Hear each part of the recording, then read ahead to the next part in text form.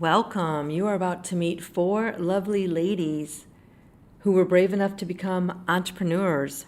They're here to tell you what they do and why they do it. Get ready to be inspired. All right, welcome everyone. My guest today is Lindsay White, and Lindsay is here to talk about her business. Lindsay and I met through a LinkedIn course that we both were in this year, a couple months ago, and I wanted to learn more about Lindsay and what she does, and so you guys could hear and benefit from her too. So let's jump right in, Lindsay, and tell me and my audience what you do, what your business is, and anything you want to say about what your business is.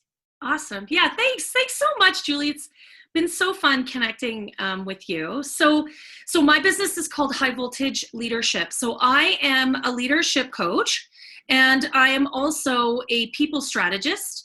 And I work mainly with small business owners to help them be a really great leader in their life and their business, because the two things are just so intimate for small business owners.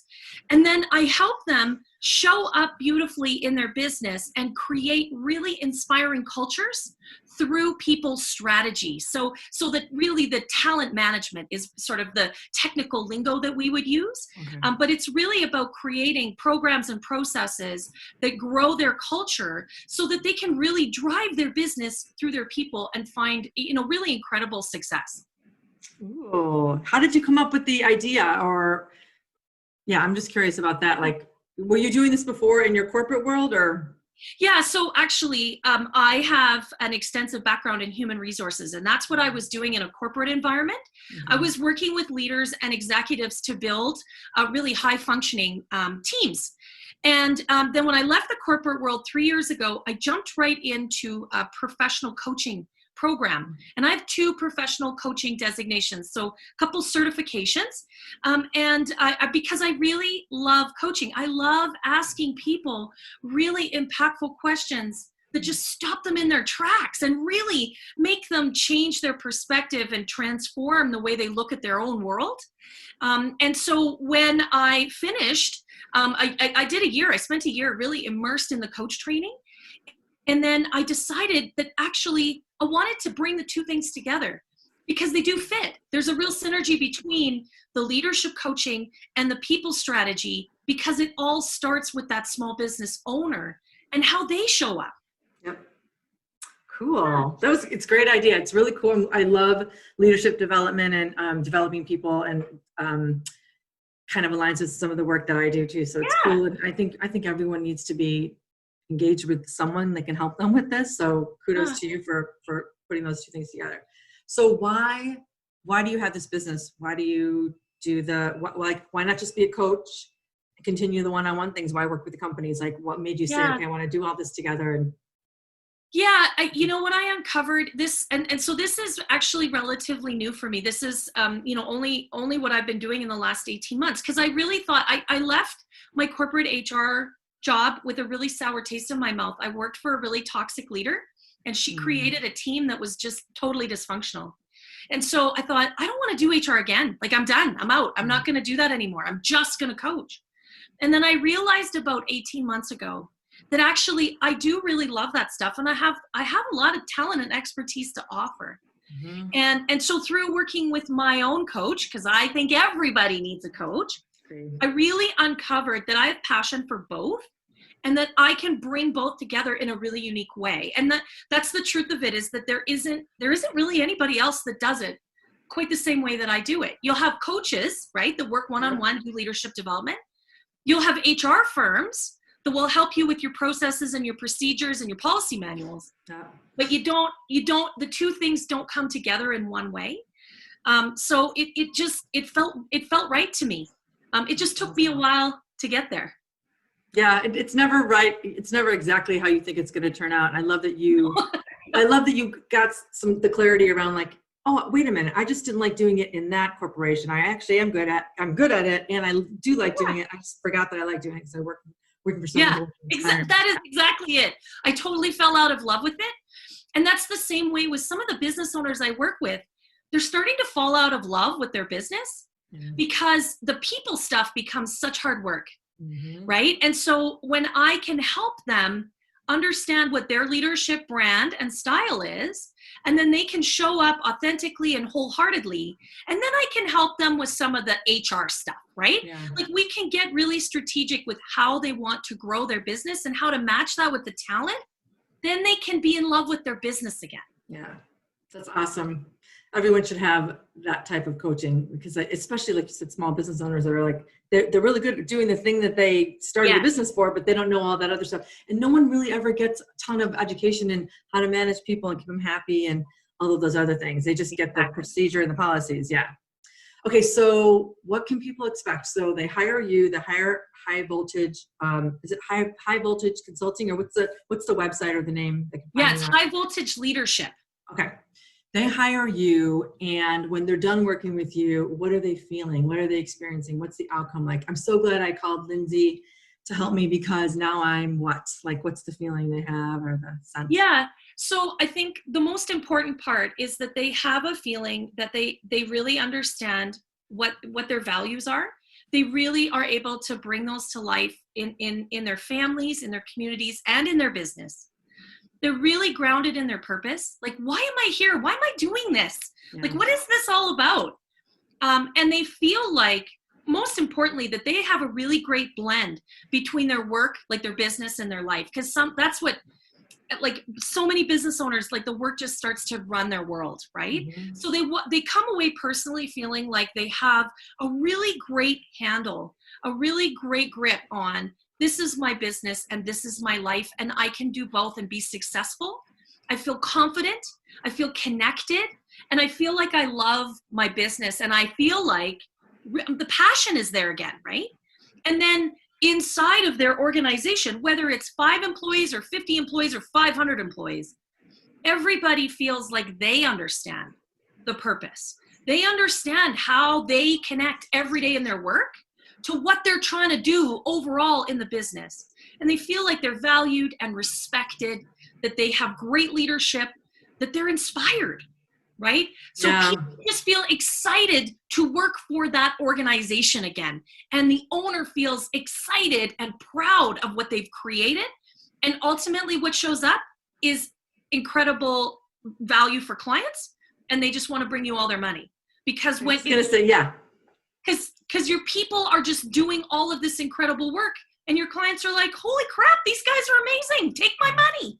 Yeah, it's not an accident. They're going to get the people that are working for that owner that hires you are going to be more inspired and more clear and more engaged, because that person that you're coaching is feeling all that and trickles down.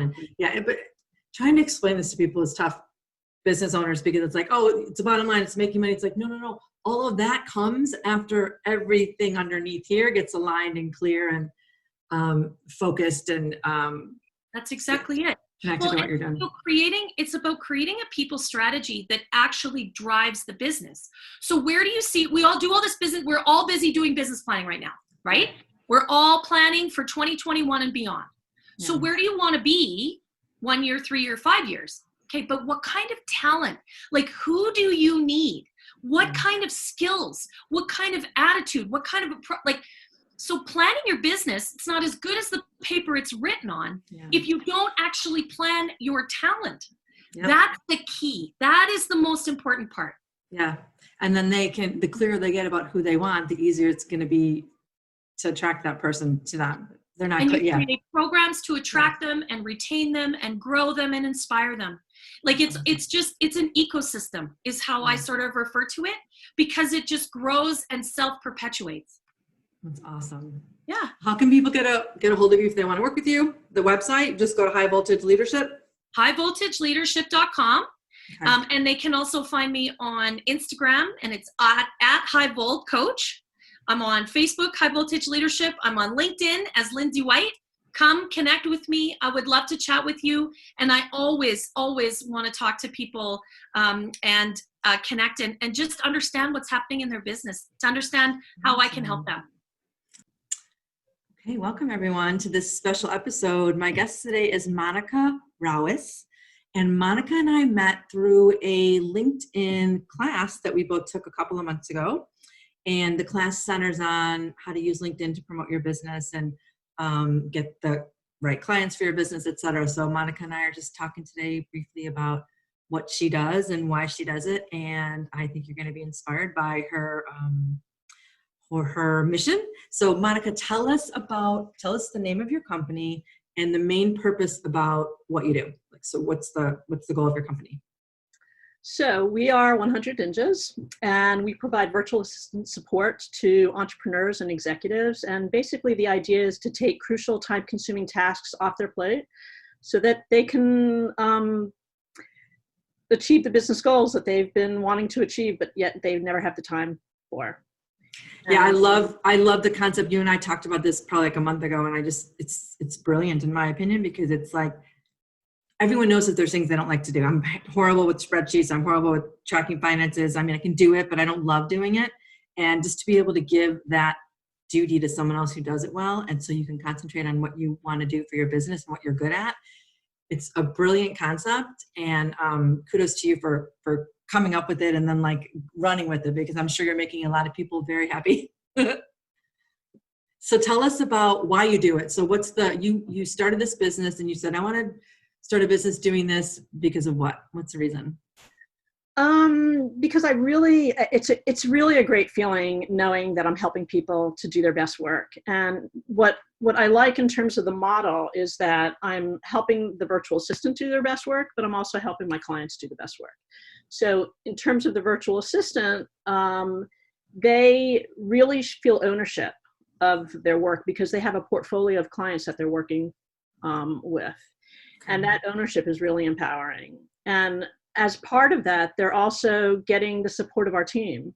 So they're feeling good about what they're doing on their own, but they're also getting the support of our team if they need advice on tasks or best tools. So that's on the virtual assistant end. And then on the client end, we're really there for them. I mean, we're really there to support them. We're really there to support them so they can focus on the areas of their business that only they can do and the things that they're really passionate about and really good at. And that's what we're helping them make space for in their lives. Yeah, I remember when you and I talked, and I love that it's two ways. It's not just you have these clients that you're trying to make happy. You have these people that you employ to help support those clients, and you're teaching that they all end up getting, you said, support from the other virtual assistants and the tasks that they're working on, the projects. They're learning every day. They're getting their skills honed, and they're able to help these clients with the businesses that are trying to make the world a better place. So it's like it's a win-win for the people on your team and then the clients that you're supporting. So I love that concept because it's like everyone is at the end of the day, everyone's growing and learning and getting like a boost of confidence in this, like strengthening their skills. That's what I was trying to call it, strengthening. So it's cool. It's cool on both ends. Good for you. Yeah, it's also they're great. The clients are amazing. They really are, because I get all these clients that are so passionate about the work that they're doing. So it's an incredible feeling to be working with such passionate people and knowing that we're really making a difference for them. Yeah, I love that too. You're like me, you're talking to different people every day, trying to support clients in the work that they're doing. And it's so inspiring to get to meet more people that are, have an idea, take it, want to run with it, and then want to leave the other stuff that they're not good at to someone else and be able to still make a difference every day, and not get weighed down by all the other stuff that they're not good at or don't do well. Or don't even want to do. Exactly, and don't want to do. Yeah, don't want to do, for sure. Okay, so final question for you. When people work with you, what can they expect to feel? Like, what's the outcome, and what's the I'm so glad I called Monica. Like, what do you want those clients to feel and experience when they're done working with you and they hire you?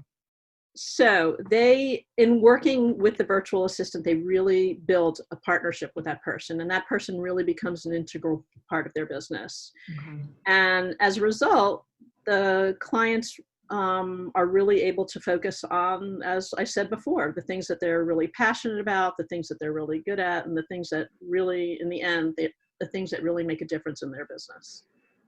I remember after I talked to you, like that feeling of when my business takes a turn and I need the support of your team and your company, I remember thinking like, what a relief it'll be to have those things off my plate and give them to someone else to do so that I can concentrate on the things that I love doing and get rid of the things I don't. So I love that you're bringing like a peace of mind and relief to these clients, not just like they're excited because they don't have to do this anymore. It's just like, oh, okay, good. I can concentrate on these other things and like wake up excited about it instead of like, oh, today's the day I have to, whatever, name that.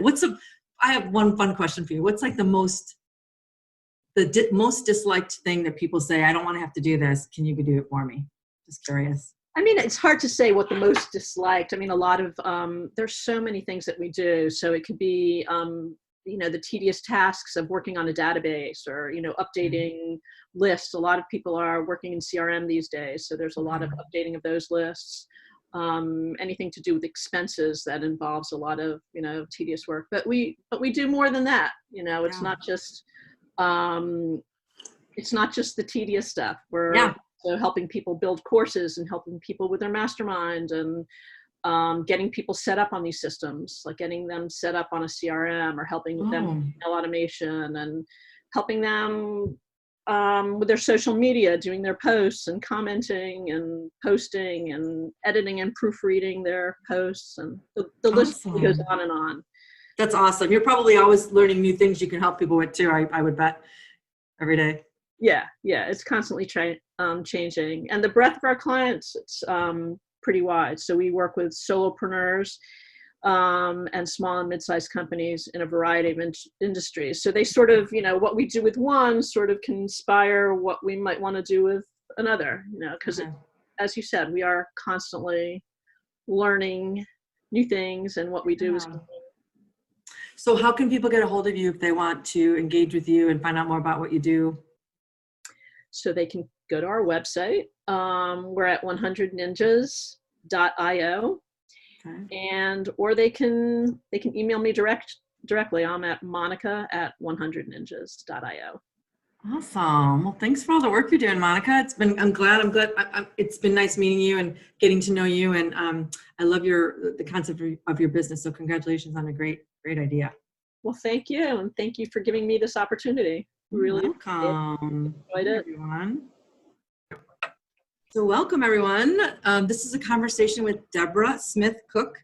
Deborah and I met via a course we were in together on LinkedIn, or about LinkedIn, a couple of months ago. And I wanted to hear more about what she did so she could share her business and her business and her purpose and all of that with you, so you can find out a little bit more about what she does and why she does it. So thanks for joining me, Deborah. Yeah, well, thanks for having me, Julie. This is going to be fun. Good. Yeah, it's been great being part of this course together because we've learned so much about each other. But, I like this kind of one-on-one to get a little deeper into what we do and, why we do it. And so this is good. So I have been doing this for quite a while. And probably officially for about 2 years. So off and on, while I was doing other things, I had a consulting, coaching, training company. And then about 2 years ago, I made it official and named my business Theseus, which always gives people pause because they can never pronounce it. So I might have to rethink this. But the idea behind it was Athena, because I work with a lot of really, really smart women in particular that help people solve their problems. And then Theseus is the person that helped people out of the maze. So by combining Athena and Theseus, we're helping people kind of solve problems that are difficult and complex and leading them through this crazy chaos. So I work with remote workers and remote teams.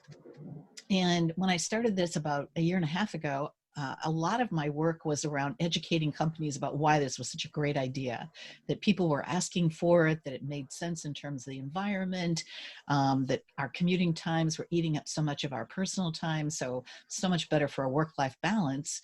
So I was doing a lot of educating and helping firms say, yeah, okay, this might work. In particular, I was working with some law firms, and so they had some small pilot programs where they had, a piece of their organization that could work remotely. But it was very much like, we're tentative about this. So January 2020, I remember making a presentation to some of these law firms saying, remote work is going to be the trend of the decade. People are going to want to do more remote work. Wow. And at the time, it was, like 3.5% of the entire workforce was working remotely. And, that's a pretty small I percentage. didn't realize that. That's cool. I didn't know Yeah, that. only a little bit of the workforce. And, it had lots of different names like telecommuting and teleworking and a variety of names. Yeah. But I'm saying, look, this is going to be big. You guys better be prepared. We should start putting our policies in place. We should start thinking about, who are you going to let do remote work? Yeah. And then March hit. And then it was like, everybody's working remotely. And you would think that would have been this great opportunity for me to swoop in and provide all this great training and, develop policies and do all these things. But the real truth was everybody was so topsy-turvy. They didn't know, like which end was up in terms of working remotely. It was really just survival. How can I put one foot in front of the other one? So it went from educating to, here are some things that you can do to just survive, establish a routine. So even though, everything is upside down, give yourself a structure so that you have something that's familiar. So it doesn't mean necessarily you have to work from 8 to 5 or 9 to 6 or whatever all the time rigidly, but just having that kind of familiarity and an approach that we can say, okay, these are my work times, and I'm going to work during those times. Just gave us some comfort, because at that time we didn't know how long it was going to be. So we were just kind of really doing, band-aids, temporary fixes to see how can we just survive the next 6 or 8 weeks, because, we thought it was going to be all done by May, right? So as time has gone on, everyone kind of went into this slump of like, oh my gosh, this is going to last forever. And, I think that's when firms were beginning to say, you know what, we need to pay more attention to our remote workers. We need to give them more than just the right to work remotely, but we've got to give them training on how to do this. We got to help them figure out, how do we work together? How do we collaborate? How do we deal with conflict? Because no longer are we sitting in an office where we can say, let's, address this. Yeah. And how can we make this a more normal experience? And so firms that I've been working with, they're doing a lot of things to say, let's create a framework so that we can all work together more effectively. I think this uncertainty that remote workers are dealing with right now, and organizations too, I mean, it's not just the remote workers, but the leaders and the whole organizations, is just this tremendous uncertainty. We just don't have markers that will tell us, okay, it's going to be over by this time, because we keep saying we're going to come back to work. And I want to be clear about that. I don't like saying it that way. We're going to go back to the office to work, because we're working now. We're just working in a different location. Right. So yeah, I think it is, because we are working.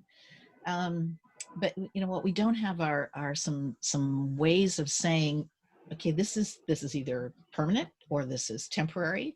One of the things that I always talk about is when you go to Disney in Florida, they have these signs when you're standing in line that say, from this point it's going to be 45 minutes. From this point it's going to be 30 minutes. Well, why do they do that?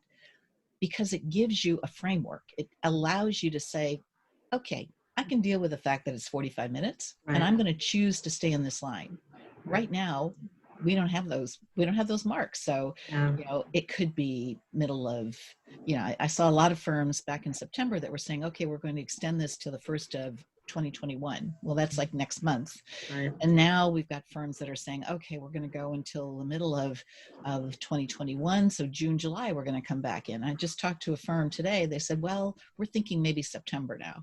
So it's a constant kind of, I don't know which way this is going, that's making it difficult for organizations to start thinking ahead, because right now we're still reacting. We're still kind of thinking, if we could just get through this, it'll be great. Right. So, instead of planning and being proactive and saying, like, when we get through it, what is the new normal going to look like? What are things, how things already changed, and what's going to change? What do we want to keep, et cetera? Exactly. And, it's kind of like, it's sort of one of the realizations that I think your podcast person had the other day about the bucket list. Like, don't wait. we got to do it now. We got to assume that this is the time that we need to do this. Yeah. And so let's just start thinking about what are the skills that our remote workers need. So, what I do with remote workers is I have a whole curriculum. I have boot camps that I offer to remote workers to help them figure out how to be the most effective remote worker they can be. And Awesome. a lot of that has to do with working with leadership also, because there clearly are some differences in terms of the way that we need to lead our teams, but there's also differences in the way that we as remote workers need to behave, because we have to be much more out there. We have to lean in and say, here's what I've done, because you're not visible. So, Right. Here's my accomplishments. Here's what I've been working on. Here are the obstacles that I'm running into. Even little things like having everybody establish office hours so that I know I can come and talk to you, Julie, between 11 and noon on these days. Yeah. Because again, we can't replicate the office. We've actually, some firms have tried to do that with apps and things. So they create these little diagrams with different people in different offices. We can't replicate the office. So what do we need to do differently so that we can be more effective? Having these boot camps, kind of working with them to say, these are skills that can be learned. I truly believe that remote workers are not born, they're made by the kinds of things that we can help them in terms of developing skills. I love that. You should put that I don't know if you have that tagline somewhere, but remote workers are not born, they're made. That's cool. Well, it's very simple. It's a simple way of thinking about it too. Yeah. Thank you. If you are, so people can hire you to do to help the remote workers to become better remote workers in any realm, right? Whether it's COVID-19 or not. Right. So number one, two things. If people want to work with you, how do they get in touch with you? And then when they work with you and they hire you, these companies and their employees, when they're done working with you, what are they feeling? What's the outcome? What do you want them to be able to say about you and your company when you've delivered on your promises? So remote workers, when they work with me, they will be more engaged. They will be more productive. They will feel like they're a part of a community and a part of the organization. And a lot of this is in reaction to what remote workers have told me, is like they feel disconnected. So by working with me, they're going to feel connected. They're going to understand what that bigger purpose is. They're going to understand how their role fits in with the rest of the organization. They're going to have better communication skills. They're going to have a better structure. So they're going to be able to do their work more effectively. So, I think overall, they're just going to be a lot happier. And because we have this epidemic of loneliness going on, they're going to be a lot less lonely. And that's something I'm very concerned about. I think that, COVID-19 has made us, become separated, but physical separation should not mean social separation. And yet we find that too much in our with our workers, that they feel like they're completely alone.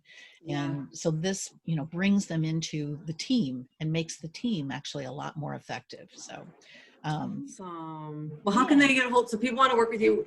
Tell the name of your company again, or the website, so they can go to it when they're hearing this. And okay, so it is Athesius, and it's www.athesius, which is ATHEUSUS. So I told you this was complex. So Athesius.com.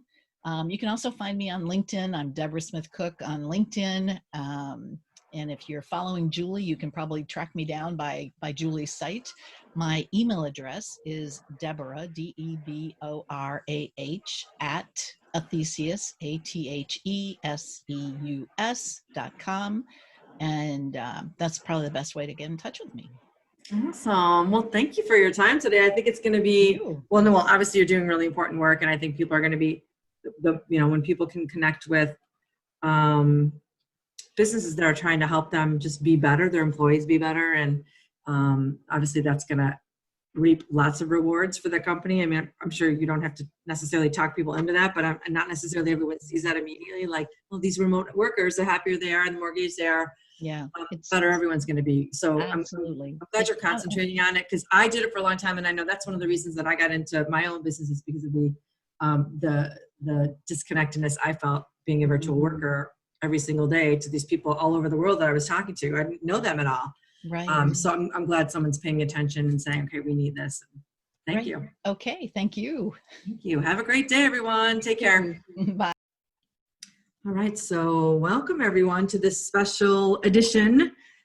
We are here with Amy Austin, and she is a lovely lady that I met through a LinkedIn group that we joined, a class that we joined earlier in the year.